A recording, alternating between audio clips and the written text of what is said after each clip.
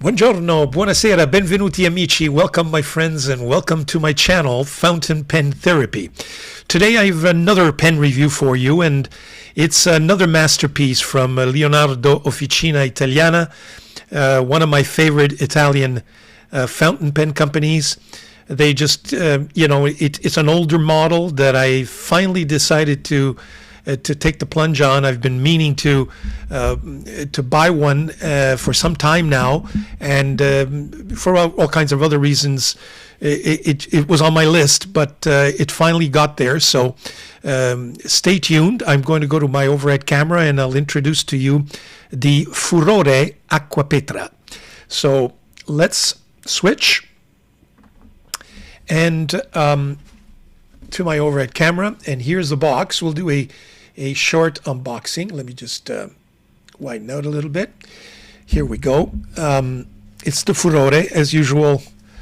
Very nice packaging. Look at that. By the way, I've got some ceramics that look exactly like that in my kitchen. So there we go. And these are ceramics that you find in a lot of them. You'll find in, especially in the Napolitan region, and especially in Capri, all over the place, in fact. So anyway, this is the Furore. Let me just open that box up. The packaging is always exquisite. The part of Leonardo Officina, they never skim on that. Nice box here with some fake leather, faux leather covering. The inside looks like this. It's got the Leonardo Officina, a nice kind of velour interior with the booklet that we'll see in a minute. You get your little branding tag, if you will, and here's the pen. Let's just leave it there for a second. If we can go back to the packaging, the booklet. It's a certificate of authenticity. It gives you some indication, some information on the Furore model and various colors and various other submodels, if you will. And there you go. So that's the booklet. As to the pen itself, well, here it is.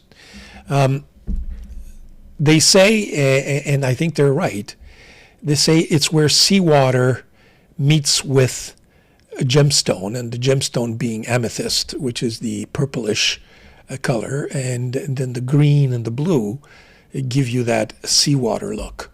So I think it's a nice description. In terms of color, you see there's a purple, light blue, darker blue. There's a little bit of green in there. Very, very nice. Exquisite. I chose it in the with the rose gold trimmings, if you will. It's got its 2 rings and then 1 ring there. The nice clip with the rotary end to it so that it fits into your pocket much easier. As far as the nib, it's an exquisite Jowo steel rose gold nib with the Leonardo Officina Italiana emblem, and it's a 1.1 stub, which has now become my favorite size. I've stopped buying 1.5. Originally that was my favorite, but I've gone down to 1.1.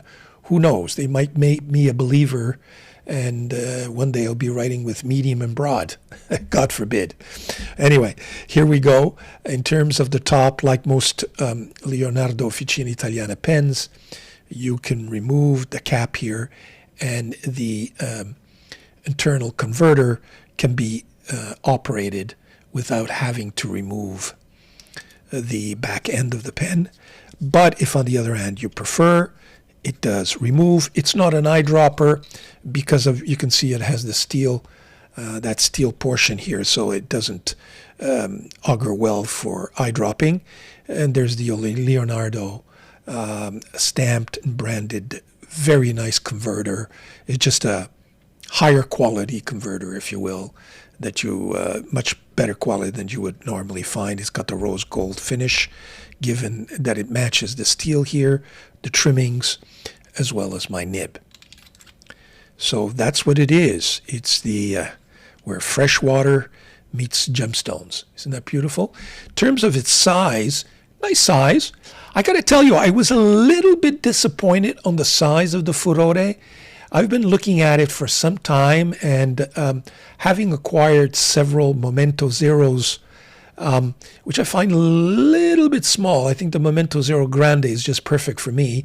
I really thought, and this is not the Furore Grande in all fairness, I just, for some reason, I was expecting a much bigger pen or the bigger girth. But, you know, the slimness of this pen is what gives it character, and it gives that torpedo look. By the way, please take a look at that new video I just put out, Torpedo Challenge, where I review several torpedo pens and I declare a winner or my favorite at the end. So it's a nice size. Can it be capped? Well, with that torpedo-shaped end, it can. It's not the most settled or the most secure capping or posting, but it can be posted, and in fact it gives it a little more weight, if you will. Very nice if you wish to post it. I don't like to post these pens because they kind of ruin the resin, and I prefer not to. So I don't, generally speaking, I don't post my pens. Here it is again. Isn't that beautiful? I think it's exquisite. Absolutely. Like every Leonardo pen, it's just, they've got it. Now, in terms of a size comparison, to give you folks an idea of the size, here I've put together a series of pens. Let me just go a little bit out with my camera so that you could take a look at it. I'll push all of them at the end. Here we go. And we'll go through one by one. So it's practically the same size as my Tibaldi N60, much longer than my Delta Journal. As you can see, it is also longer than my Momento Zero Leonardo. It's Marte Modena, my Marte Modena pen, it's also longer than that. And to my great surprise, it's probably just a little bit short of my Opus 88. Now, the Opus 88 is much girthier, needless to say. As to my Conklin All-America, you know, slightly longer. And here is my Mojon or Mooman M800, which is roughly the same size and a great imitation of the Leonardo Momento Zero, and it's also shorter than that. So that gives you an idea of the, I mean, I think where it probably disappoints me, it's in the girth. It's a little bit on the thinnish side. But nonetheless, you know, it's grown on me over the last couple of days I've written with this pen, and it's just exquisite in terms of writing. You know, now you folks say, does he ever say anything bad about these pens? You know, there's very little that I could share with you to criticize. You know, the resin is nice. It's just well made, well designed, high quality pen. The price is right. I think I paid this 130 roughly euros.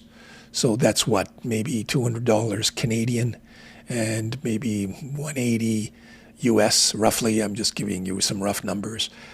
Worth every penny, worth every penny. And you've got a variety of colors, so you can you know, play mix and match. They have everything from, you know, extra fine right up to 1.1 stubs. They come in, you know, rhodium finish, steel, silver finish, or gold, yellow gold, or this rose gold. So you've got quite a variety there. So there you have it. In terms of my writing sample, well, first of all, the ink that I've used is the Leonardo Officina Italiana blue. It's the classic blue. I love this ink, and I'm getting to know it a little more, and especially with Tomo River. We'll see if it comes out in my writing sample. It's got some little bit of red sheen in it, which is really interesting. Otherwise, it's a go-to ink, very stable ink. It doesn't do any funny tricks on you, and it writes really well. So I enjoy these Leonardo Officina inks. I will be doing a review of several of these inks sometime soon. So that's my ink. As to the journal that I will be writing in, it's my B7 Bulky purchased that on Etsy. I think it's a competitor to Tomo River. Very nice. I'm really enjoying these journals, and I will share that with you today. And we'll see. It's a thicker paper in terms of girth. I think it's probably 68. It's not as thin as what you would normally find in Tomo River, the 52 gram anyway. So, okay, here we go. Let's. Now, I haven't written with this pen in a couple of days, so hopefully it'll cooperate. But let's see what it does. Let me just see if I could focus in a little more. Okay, here we go. So this is the Leonardo Officina Italiana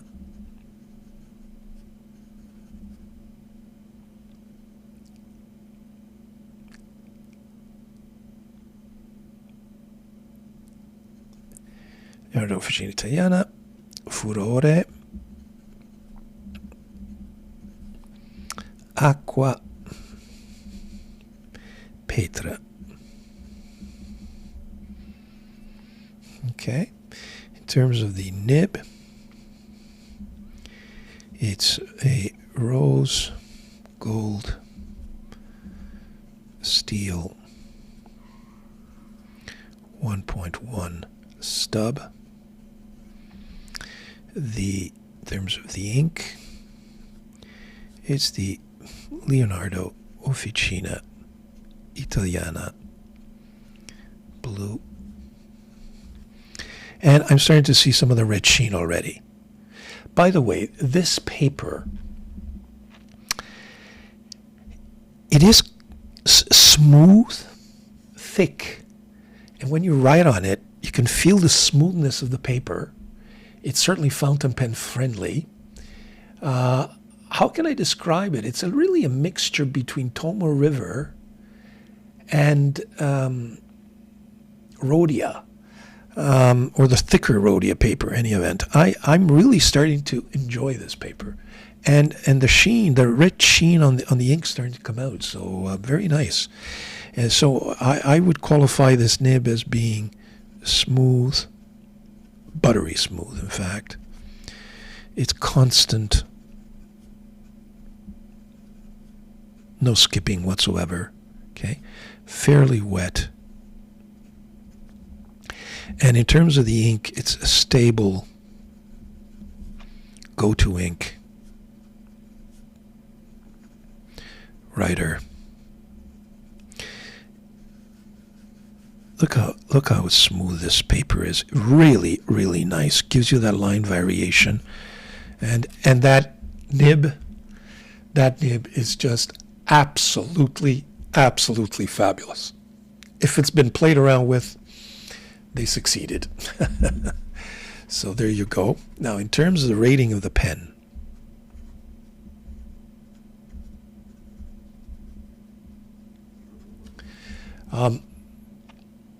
okay, the pen itself, in terms of build and design, like every Leonardo, I have to give it a 9.7.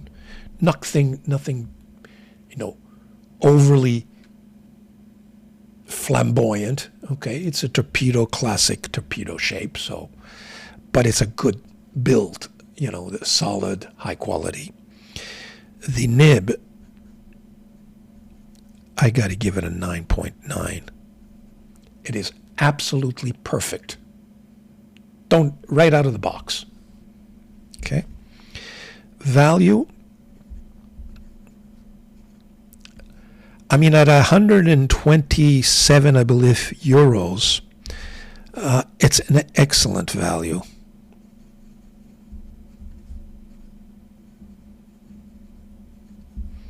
A+. In terms of the pen itself, it's a go-to. It's an everyday writer. So this is going to be a go-to pen for me. Definitely. Probably because of the nib. The nib is just, like I said, it's just perfect. So there you have it. Short and sweet. This Furore is performing fabulous for me. Again, a purchase from Leonardo that I don't regret. It's gonna be part of my inked pens on a daily basis very, very often. I love the core color. I'm glad I chose it. Hope you enjoyed it, and please subscribe and enjoy yourselves. Fountain pen therapy. It's our therapy, ladies and gentlemen. Enjoy. Thank you very much for joining me.